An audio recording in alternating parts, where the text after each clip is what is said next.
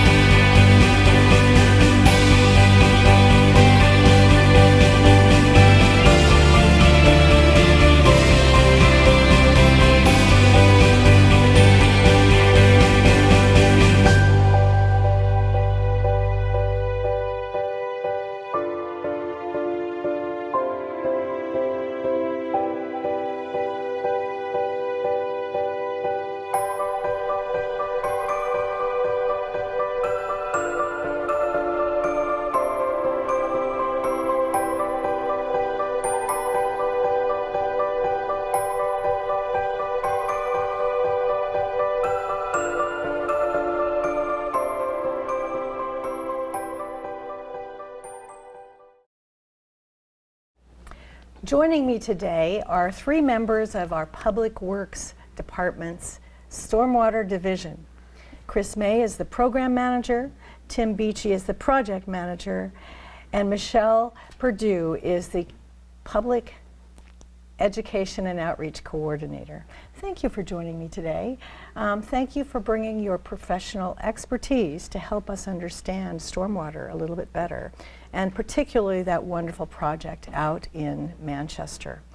We know that Puget Sound is a valuable ecosystem, which community members can easily observe because we are located on a peninsula, nearly surrounded by water, and so we can see it several times during the day as we go about our business.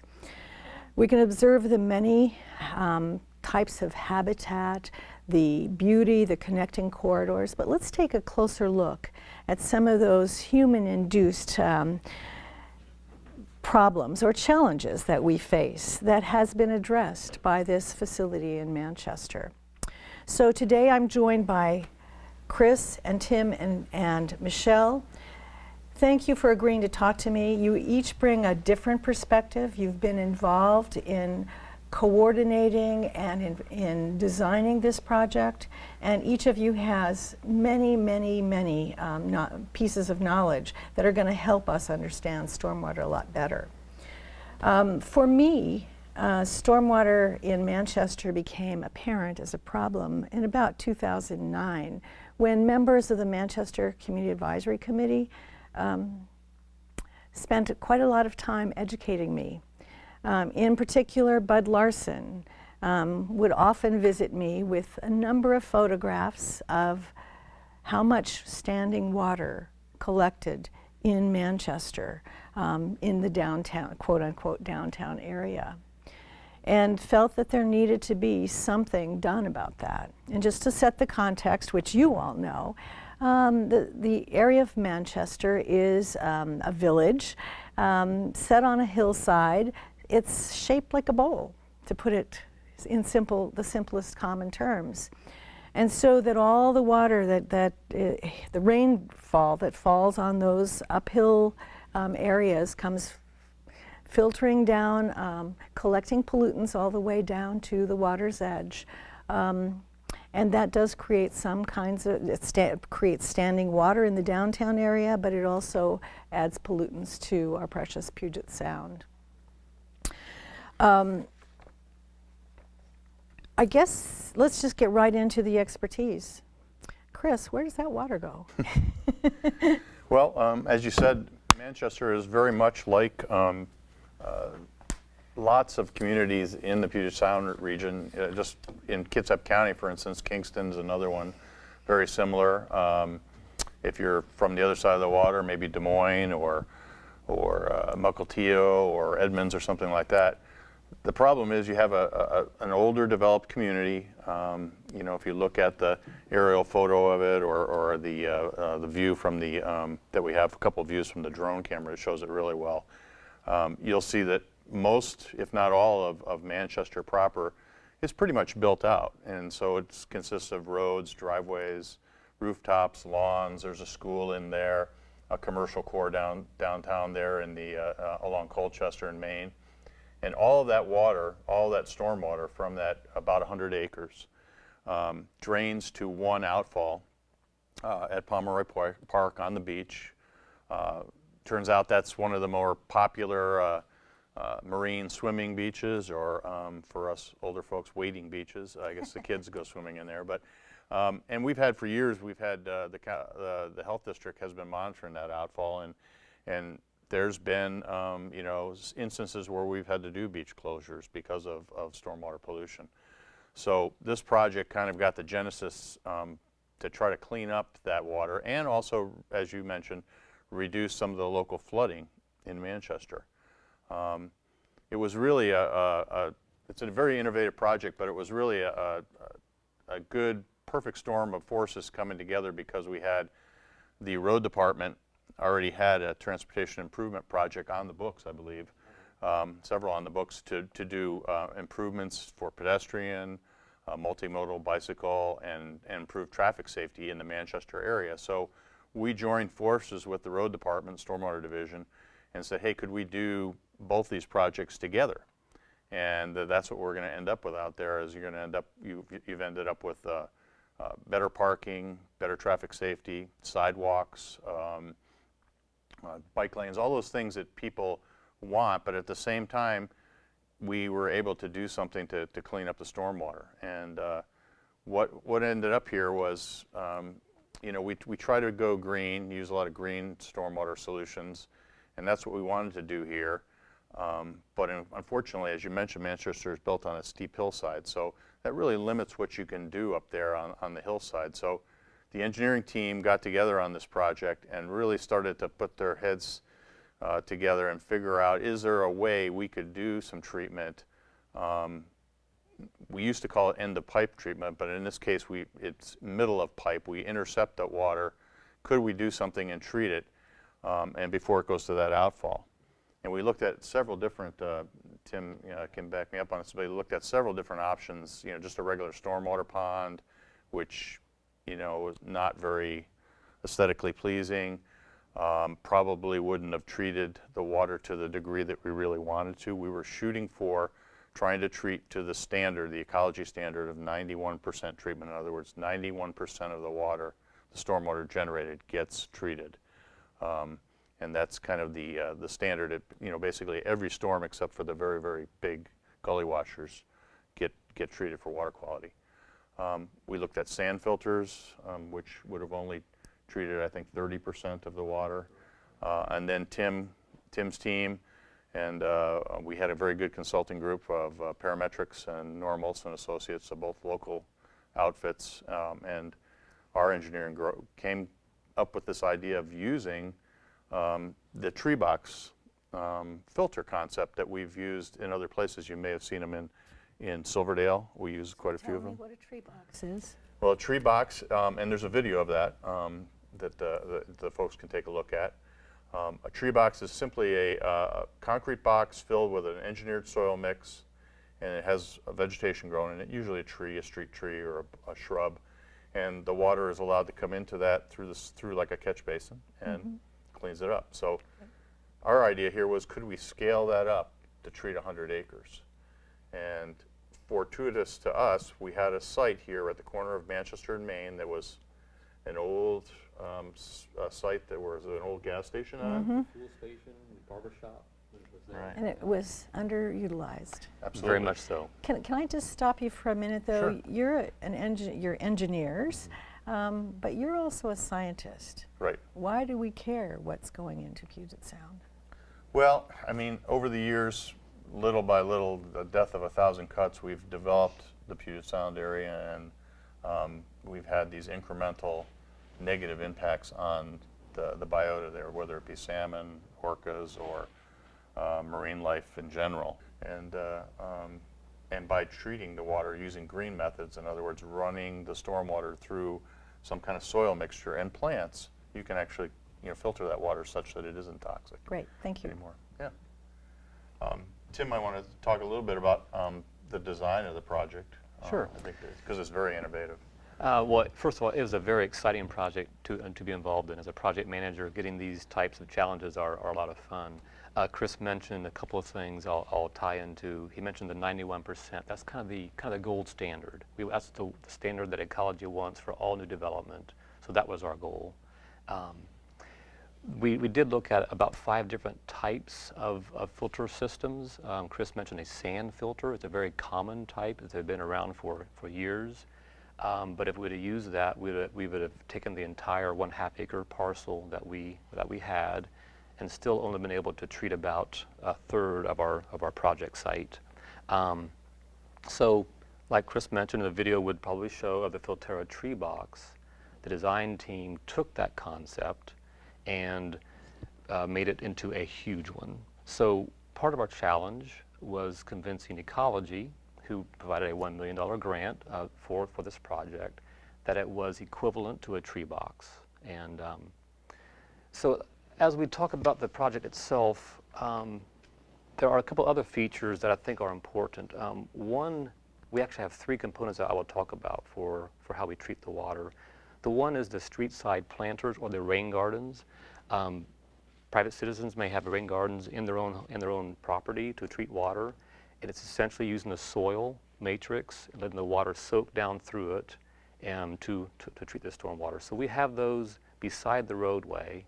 The reason we have those is we can't get the water from the road into our big treatment cells, and I'll show you why in just a bit.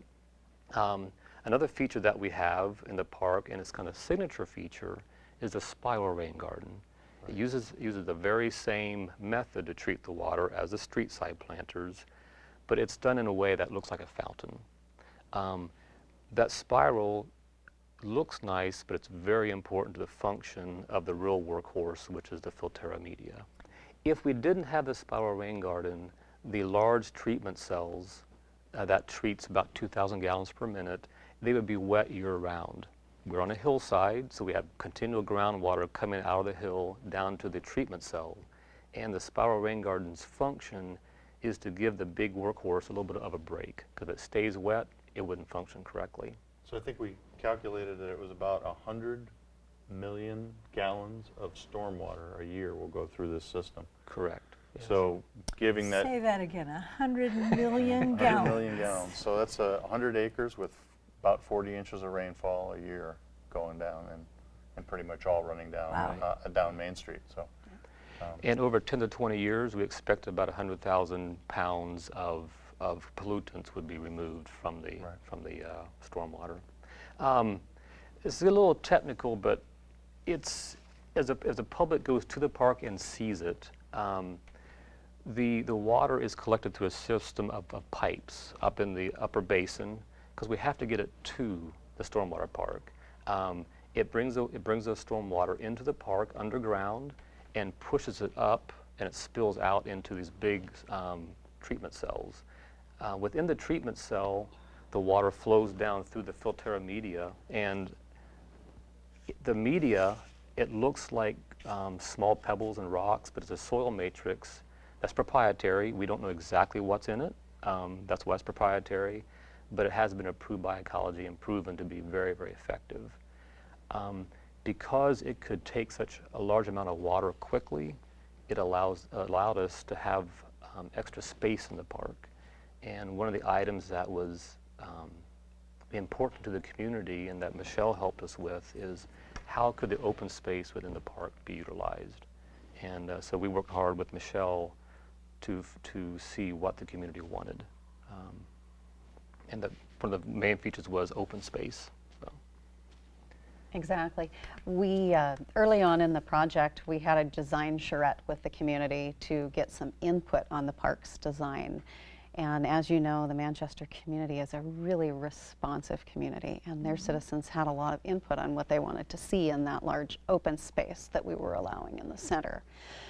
In the end, by the time that we took their input and translated it to the final design, I think we had 17 different elements that made it from their choices into that final design. That's great. Well, in all fairness, they had some expertise on the group about stormwater and had put together their own stormwater management plan for the Manchester area. So they came to that task with a certain amount of knowledge and compassion.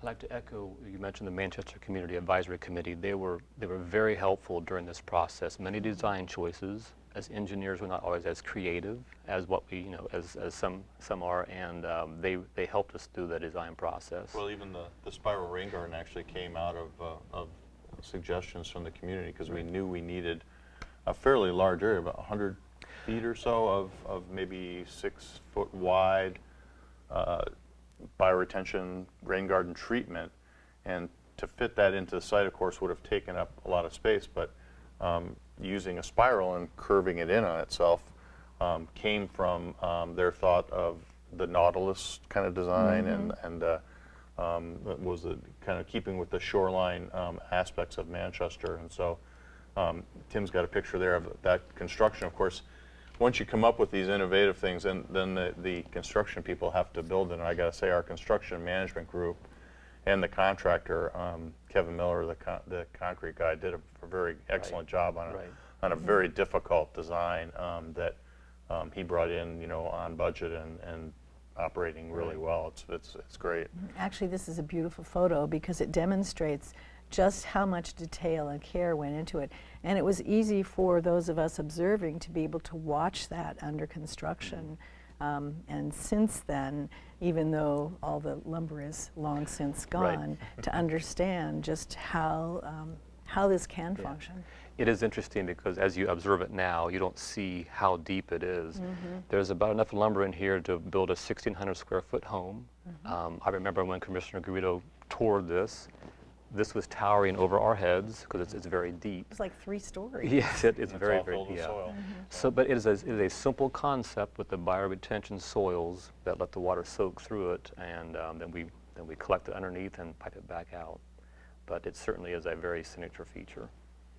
But as Tim mentioned, I think again to emphasize the fact that we were able to use this Filterra media and this high infiltration media that cleans to the 91% or treats to the 91%, enabled us to not use. We only really had to use probably a third of the half-acre site, or maybe a little bit of maybe a half if you count parking and sidewalks and right-of-way and things like that, which also were part of the project.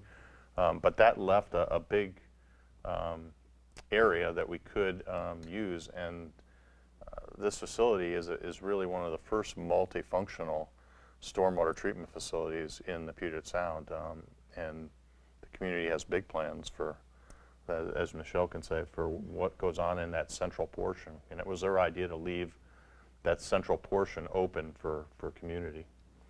Absolutely. You know, every time we go down there, we have seen the community using that park in a variety of different ways, and whether that's picnickers over the summer, or walkers, or families, or small children. I think every time I've been down there, there's been someone through there. I know that they've done some field trips with elementary schools so far, and summer camps and library events. And I know that there is a tree lighting ceremony that's planned for this weekend. Is, yes. Very exciting. And they're really excited to be able to have that function in the Stormwater Park now. Perhaps farmers markets in the future, I hear too. So yeah. So actually our ribbon cutting ceremony demonstrated how popular it is, because it was very, very well attended. And we had tents. It was a blustery day, to put it mildly. And we did have to protect people during the elements while we had the ribbon cutting speechifying and then ceremony. Students from Manchester Elementary were present, and they did call and response, and they did a wonderful interactive exercise where the rest of us were invited to help them make sounds of rain, different kinds of sounds of rain, which I thought was a really, really inspired activity to engage us all. Public Works Director Andy Nelson offered information, greatly detailed information about the park for those who were there who wanted to know. And then in line with the Nautilus comment that you had made earlier, representatives from the Suquamish tribe were present to tell us a little bit about how important that this seasonal campground has been to them over the ages, and that in fact it was called Kakad, which I may not be pronouncing exactly correctly, which is what we have named that park. It means the place to dry clams, because it was a tradition for the Suquamish tribal members to be able to dry clams there. I believe all who were present that day and who continue to use this space learn something new every time they're there. And Michelle, that's really partly due to many of your own efforts to help us understand what we're seeing. Could you tell us just a little bit more about how you helped us to know what was there, including even the shows Only in the Rain poetry? Ah, yes. That was our big surprise. And we actually did get a little rain on that day, which was perfect. We had the opportunity with this site. Not only is it functional, but I think as you walk through that site and you look at the different features that's gone into it, it's very aesthetically pleasing as well, from that spiral itself to some of the actual hardscape features. But on top of that, we also did kind of the next step to try to do some interpretation. We've got some signage out there right now that speaks to the heritage of the area and the function of the park, as well as the function of the park in the greater picture of the watershed in general, as well as to efforts that you can do at home to capture those pollutants, say, before they make it downstream to the park. We also kind of did a little bit extra, and what you referred to with that poetry. If you walk the site when it's dry, you'll see a few words out there along that spiral concrete.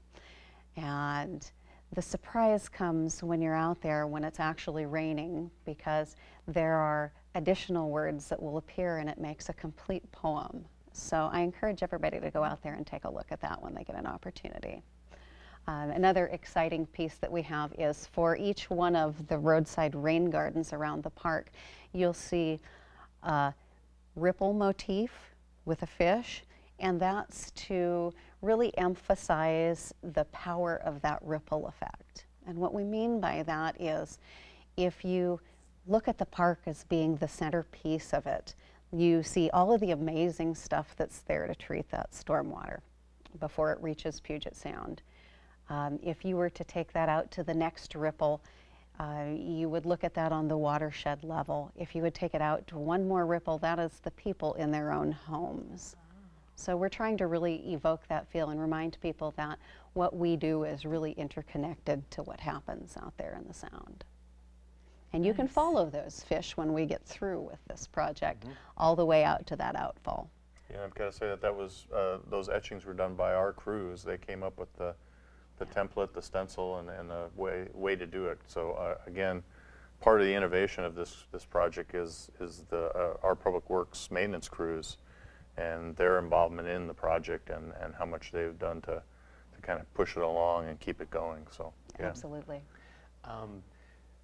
Not only is this park new, but Pomeroy Park Absolutely. for the Port of Manchester, we worked hand in hand with them. We needed to make a new saltwater outfall. The old one was falling apart, and so as a part of that, those pictures show the old outfall. right, the Terrible, old yeah. outfall, the old dock was in the way of the new outfall. So Pomeroy Park really got a makeover while we were doing our work. The port went ahead and got some new picnic tables, so it will look new as well. So, and we create a sidewalk or a walkway that joins the two parks, and ultimately the walkway will go up to Alaska Avenue. So. Well, it sounds like you had lots of fun, each in your respective roles relative to this park, this facility. Were there any surprises for any of you? Surprises, well, it's always surprising that the complexity of these projects and how long it takes, and it's never seems to be a big issue that causes the project to take a hiccup, or it's always little things. So, and I got to say that Tim's group, the engineering group, worked through those, and also the construction management team really pushed this project through, and it took a lot longer than we thought it was going to. But and the people of Manchester, of course, were tolerant of the construction, and they'll still be tolerant. As we finish up the project this coming summer, we're going to take as Tim mentioned, take the pipe and the sidewalk and the roadway improvements all the way up Main and Madrona. So they've been very, very patient, and They were tolerant and very well entertained, I might add. yeah, they did enjoy that. Yeah. Because they could watch the progression. Yep. Absolutely. And the park is getting well used from what we can see. Yeah. It really is a phenomenal example of beautiful and functional at the same time. I think you've done a beautiful job. I think all who worked on it have done a beautiful job. I think it's a real asset within our community. So I can't brag enough about it. So I'm really glad to have you here helping me do that. So it's a working stormwater facility and a community commons. What's not to love about that? Of course the community loves that. They know that they're doing the right thing, and they also know that they have a facility that didn't exist for them to share space in together. It's a park that features benches, lawn, and it certainly fosters lots of community pride. It's a working stormwater facility that filters water downhill from more than 100 acres and back in a much cleaner way back into Puget Sound. And it's a community gathering place. And we look forward to seeing you there in the future many, many times. Thank you for the work that you have done to put this together. Thank you for being here today, Chris, Michelle, and Tim. I think we've all learned an awful lot in a small amount of time. I'm so grateful for the professional expertise that you brought to this project and brought to telling us about it. And thank you for joining us today. See you again next time.